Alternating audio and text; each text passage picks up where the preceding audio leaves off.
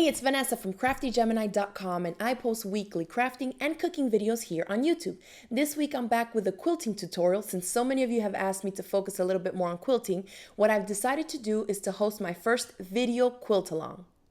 So here's how this video quilt along is going to work. Every couple of weeks, I'll post a new video tutorial walking you through step by step how to create a different quilt block.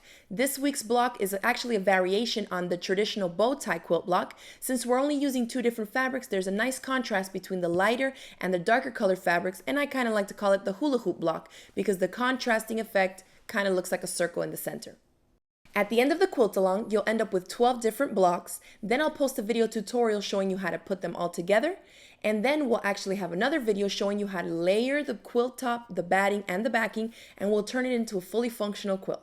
If you want to be a part of our first ever video quilt along, but maybe you're not too confident with your sewing skills or you've never made a quilt before, I recommend that you watch my basic, most beginner quilting video. You can click here, I'll put a link to it so you can watch that video. And after you watch that video and practice the skills that I teach you there, I guarantee you'll be ready to start and follow us in this quilt along. So tell your friends, post to your Facebook and Twitter pages, and tell everybody to follow along in the Crafty Gemini's first ever video quilt along. Now let's start with the supplies we'll need, and we'll jump right into making our first block.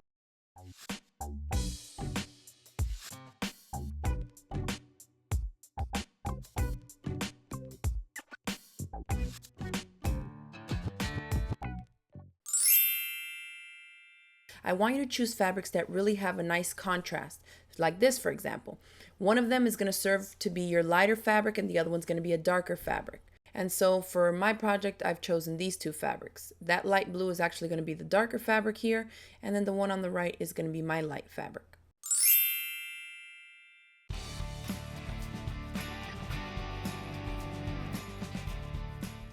To cut our fabric, we're going to start off with the lighter fabric, grab it up top at the selvages and kind of just shake it out a little bit to make sure you don't have any puckering, or make sure everything is going to be even before you start cutting your pieces. So lay it down, and then I like to fold it again so that my ruler can reach from top to bottom when I cut. So I'm just going to fold it up here and try to get everything lined up nice and straight. You can see that that edge is a little bit ragged, so I'm going to line up a ruler here with the bottom edge, which is the folded line, so it can line up straight with the ruler, and then I slice off this excess. Now I know I have a nice straight line on that edge. Now to cut my 3.5 inch strip, I'm going to take one of my other rulers and do my 2 ruler trick, where I use one ruler to measure the strip that I need, and then I can remove that one out of the way and cut. So you can see the edge of the fabric is on the 3.5 inch mark. So I know that from there to the edge of that ruler where the other one is bumped up to it, I can remove the smaller ruler now. Just double checking my measurements here, and now I can remove that ruler and run the rotary cutter right there, so I know that that entire strip measures exactly 3.5 inches. We're going to repeat the same thing with our darker fabric now. Fold it up, get everything nice and laid up straight. You're going to take your ruler and again straighten off one of the edges so you can start cutting the pieces that you need for your quilt block from there.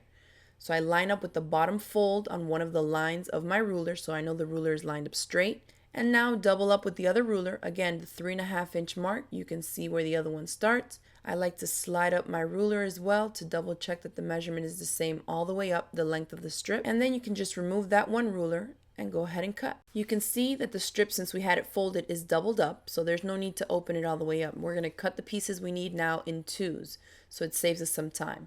Now I need to cut these 7 inches wide. So we cut them 3.5 inches long, and now they're going to be 7 inches wide. So I'm lining up the 0 point to my left, which is where I'll be cutting, and then the 7 inch mark is towards the inside of the ruler. I bump up the other one there.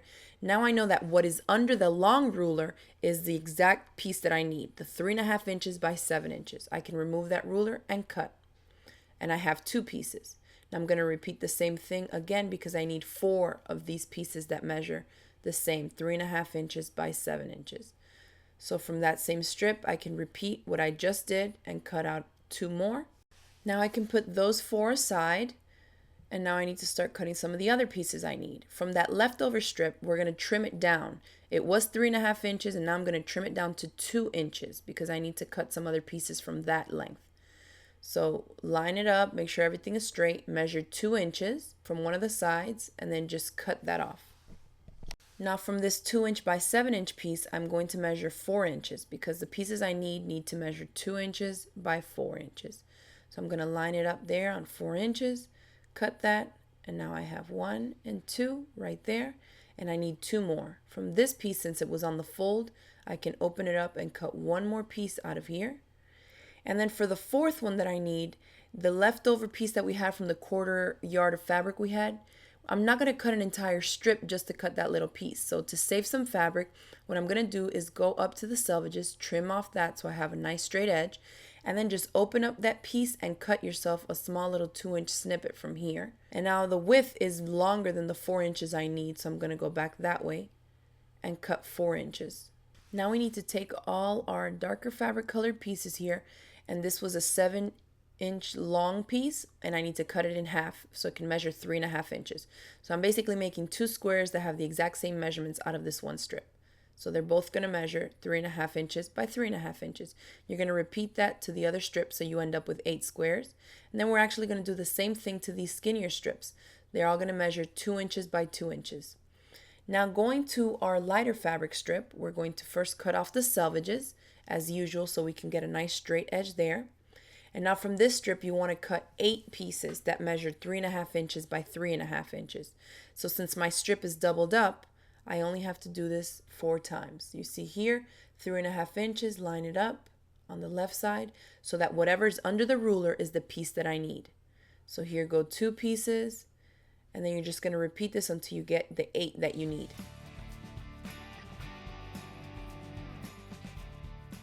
Now you take one of the light fabric pieces, and then you're going to take one of the small little squares and bump it up against this top right hand corner, matching the raw edges both on the top and on the side. Make sure everything lines up, and put in a pin close to that corner there so it won't be in your way, because what we need to do now is actually draw a line from the top left corner of this square to the bottom right corner.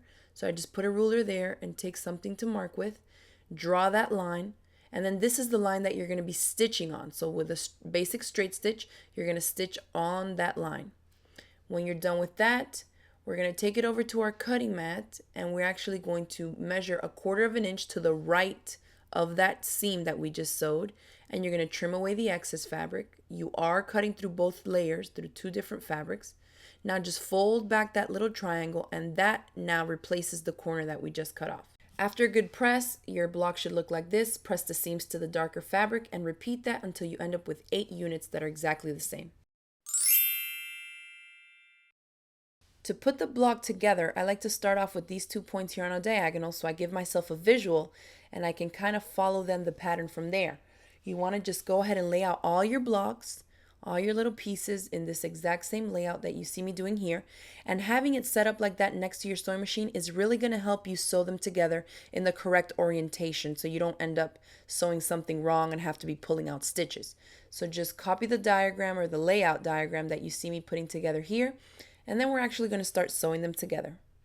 To sew them together, we're going to sew blocks together in rows, and then we're going to go back and sew the rows together to end up with the finished block.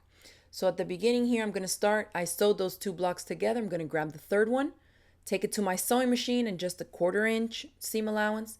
Go ahead and sew that down. Then I like to open up the piece again, make sure it's in the correct orientation, give it a nice press, and make sure that you're pressing your seams. You're going to press them in alternate directions. And then I'm going to grab the second and the first block for the second row, give it a press, and you see I pressed the seams now towards the right side. Lay that one back down and continue the same thing to the third row. You want to make sure that you're pressing the seams in the direction that you see the arrows facing here. After I'm done with those 2, we're going to be matching up the different little points here. Now when we're putting together these rows, because we press the seams to different directions, everything's going to fit nice and neatly. Just like you see here, you see one seam allowance from one row is going to the right and the other one is going to the left. That's going to help these seams abut nice and neatly in the center to allow you to get nice crisp points where these blocks are meeting when you see the finished block. So go ahead and do that. Each row should have 3 intersections where they abut just like that.